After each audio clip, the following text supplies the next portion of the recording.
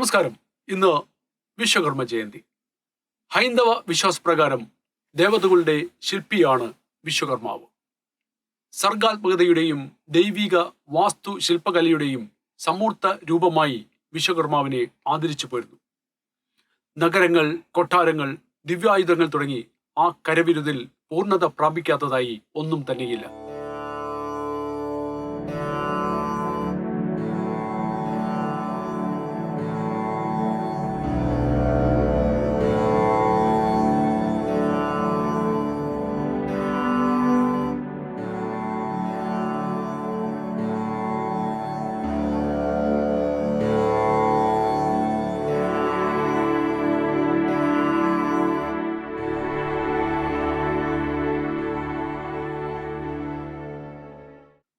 കൃഷ്ണന്റെ ദ്വാരകാ നഗരം, പാണ്ഡവരുടെ ഇന്ദ്രപ്രസ്ഥം, വിഷ്ണുവിന്റെ സുദർശന ചക്രം, ശിവന്റെ ത്രിശൂലം, ഇന്ദ്രന്റെ വജ്രായുധം എന്നിവയെല്ലാം നിർമ്മിച്ചത് വാസ്തുവിദ്യയുടെ ശാസ്ത്രമായ സ്ഥപത്യവേദം രചിച്ച വിശ്വകർമാവാണ്.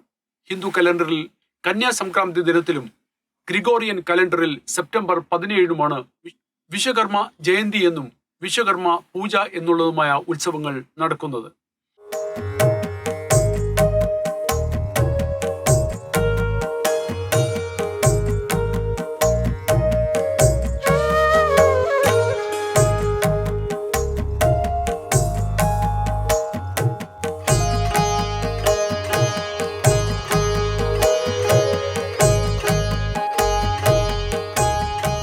നിർമ്മാണ വൈദഗ്ധ്യത്തിന്റെ അധികാരിയായാണ് വിശ്വകർമാവിനെ പൂജിക്കുന്നത്.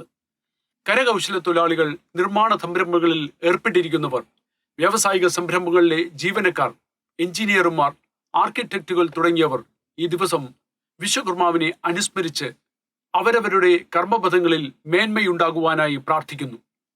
ഋഗ്വേദത്തിൽ 5ഓളം തവണയാണ് വിശ്വകർമാവിന്റെ നാമം പ്രതിപാദിച്ചു കാണുന്നത്. ചതുർമുഖരൂപിയായി സകലതും കാണുന്നതും കേൾക്കുന്നതും ചെയ്യുന്ന വിശ്വകർമാവ് സൃഷ്ടികർത്താവായ ബ്രഹ്മദേവനെ അനുസ്മരിപ്പിക്കുന്നു. വെളുത്തു നീണ്ട താടിയും ഹംസത്തിനെ വാഹനമാക്കിയിരിക്കുന്നതുമായ വിശ്വകർമാവിനെ അതുകൊണ്ട് തന്നെയാണ് പല പണ്ഡിതരും സൃഷ്ടികർത്താവായ ബ്രഹ്മദേവനുമായി ചേർത്ത് വയ്ക്കുന്നത്. ഋഗ്വേദം വിവക്ഷിക്കുന്നത് ആത്യന്തികമായ ജ്ഞാനത്തിന്റെയും യാഥാർത്ഥ്യത്തിന്റെയും വ്യക്തി സങ്കല്പമായി വിശ്വകർമാവ് ഈ പ്രപഞ്ചത്തിലെ ചരാചരങ്ങളിൽ അന്തർലീനമായിരിക്കുന്ന സൃഷ്ടിപരമായ ശക്തിയാണെന്നാണ്. ഭാരതത്തിലും നേപ്പാളിലും ആഘോഷിക്കുന്ന വിശ്വകർമ്മ ജയന്തി ഭാരതീയ സംസ്കൃതിയുടെ മറ്റൊരു അമൂല്യമായ ആവിഷ്കാരത്തിന്റെ നിസ്തുല പ്രഭാവങ്ങളെ പ്രതിപാദിക്കുന്നു.